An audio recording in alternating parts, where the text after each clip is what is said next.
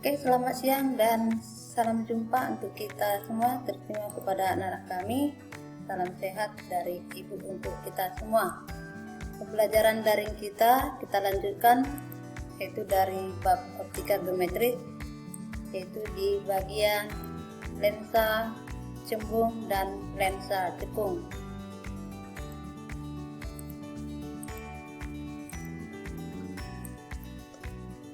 Lensa cembung dan lensa cekung, yang pertama adalah kita bahas adalah di bagian lensa cembung. Lensa cembung disebut juga dengan lensa positif, yaitu yang merupakan lensa yang bentuk bagian tengahnya lebih tebal daripada bagian tepinya. Lensa ini bersifat mengumpulkan cahaya atau disebut dengan konvergen. Pada lensa cembung ada 3 jenis lensa cembung. Yang pertama adalah lensa cembung ganda yang disebut dengan biconvex. Kita lihat gambar pertama. Kedua, permukaan lensanya adalah sama-sama cembung. Yang kedua adalah lensa cembung datar atau disebut dengan plan convex. Permukaan pertama adalah datar atau plan, permukaan kedua adalah cembung. Yang ketiga adalah lensa cembung cekung yang disebut dengan konkav convex. Ya, dari gambar, bagian pertama atau permukaan pertamanya cembung dan permukaan kedua adalah cekung. Adapun sinar istimewa pada lensa cembung, yang pertama adalah sinar datang sejajar sumbu utama dibiaskan melalui fokus di belakang lensa. Nah, dari gambar ada sebuah lensa cembung dengan titik fokus dan titik 2F. Titik 2F ini tidak lain adalah jari-jari kelengkungan lensa. Sinar datang sejajar dengan sumbu utama. Nah, sampai di lensa, sinar itu akan dibiaskan melalui titik fokus F. Sinar istimewa yang kedua, sinar datang melalui fokus di depan lensa, dibiaskan sejajar sumbu utama. Kita lihat gambarnya. Sinar datang melalui fokus sampai di lensa, sinar itu dibiaskan sejajar dengan sumbu utama. Sinar istimewa yang ketiga, sinar datang melalui pusat lensa, maka sinar itu akan diteruskan atau arahnya tidak berubah. Nah, kita lihat gambarnya, sinar datangnya sampai di lensa, sinar itu akan diteruskan. Lensa yang kedua adalah lensa cekung. Lensa cekung disebut juga dengan lensa negatif. Di bagian lensa ini, lensanya adalah berbentuk tipis pada bagian tengahnya dan bagian tepinya. Lensa cembung memiliki sifat yaitu menyebarkan cahaya atau disebut dengan divergen. Juga memiliki 3 jenis, yaitu yang pertama adalah lensa cekung ganda. Kita lihat gambar pertama. Kedua, permukaan lensa adalah sama-sama cekung. Yang kedua adalah lensa cekung datar atau plan konkav. Kita lihat gambarnya. Permukaan pertama adalah datar, permukaan keduanya adalah cekung. Jenis yang ketiga adalah lensa cekung cembung atau disebut dengan convex konkav. Kita lihat gambar, di permukaan pertamanya adalah cekung dan permukaan keduanya adalah cembung.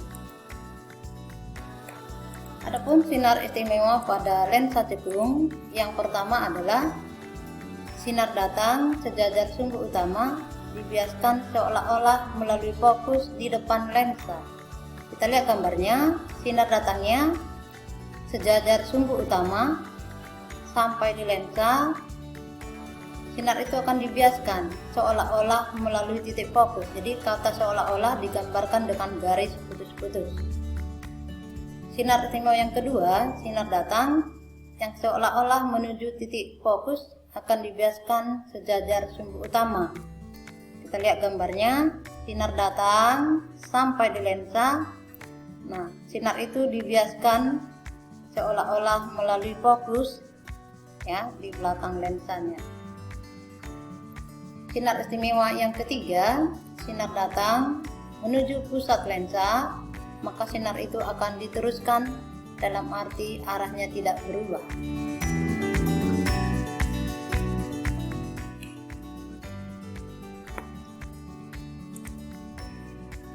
Persamaan umum pada lensa yang pertama adalah rumus untuk atau persamaan menghitung jarak fokus pada lensa, yaitu 1/f sama dengan 1/s ditambah 1/s aksen, atau fokus sama dengan S dikali S aksen per S tambah S aksen, dimana F itu adalah fokus dalam satuan cm, S nya adalah jarak benda terhadap lensa dalam satuan cm, S aksen adalah jarak bayangan terhadap lensa dalam satuan cm.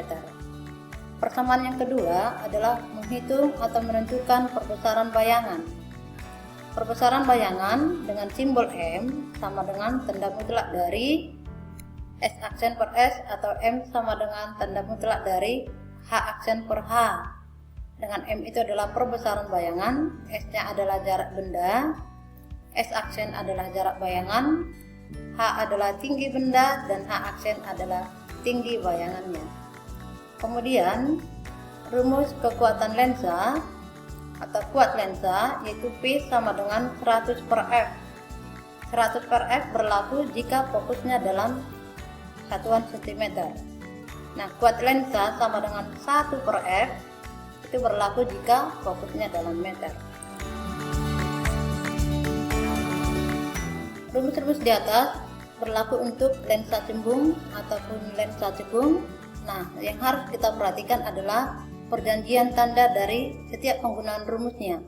Yang pertama adalah jarak fokus. Fokus bernilai positif itu berlaku untuk lensa cembung, karena lensa cembung disebut dengan lensa positif yang sifatnya mengumpulkan cahaya. Fokus bernilai negatif berlaku untuk lensa cekung, yaitu lensa cekung disebut juga dengan lensa negatif yang sifatnya menyebarkan cahaya. Yang kedua, perjanjiannya untuk benda dan bayangan nyata, maka nilai S, X aksen, H dan H aksen bernilai positif. Untuk benda dan juga bayangan yang maya, nilai S, S aksen, H dan H aksen bernilai negatif.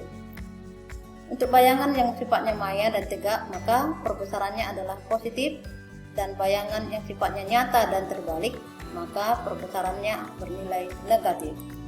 Kita gunakan rumus berikut untuk pemahaman dalam bentuk soal.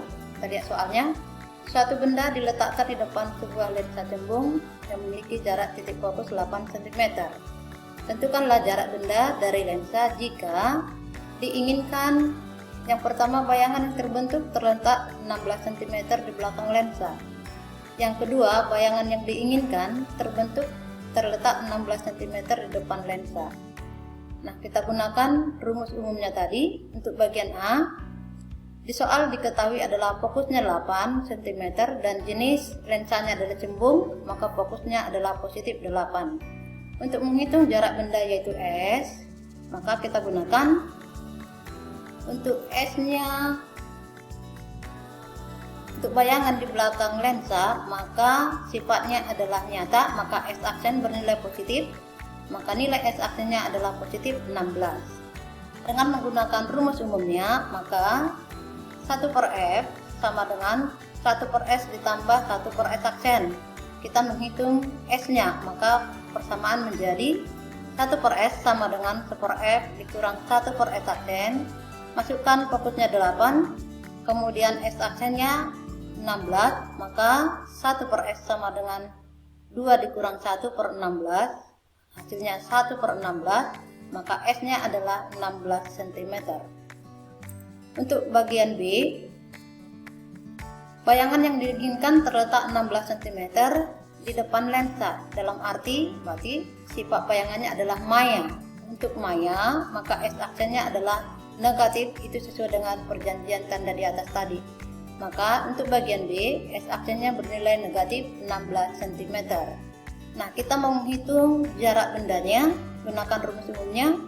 1/f sama dengan 1/s ditambah 1/s aksen.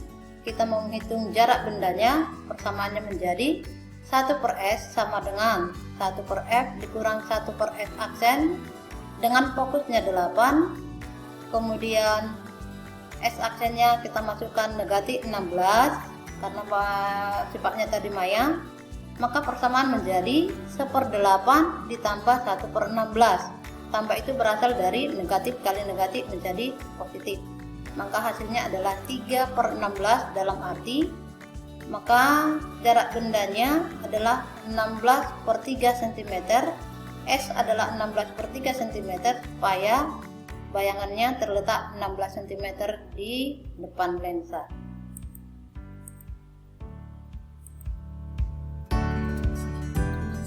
Demikianlah pembelajaran daring kita hari ini. Silakan disimak atau videonya ditonton lagi berulang-ulang supaya lebih paham dan mengerti. Terima kasih dan selamat siang.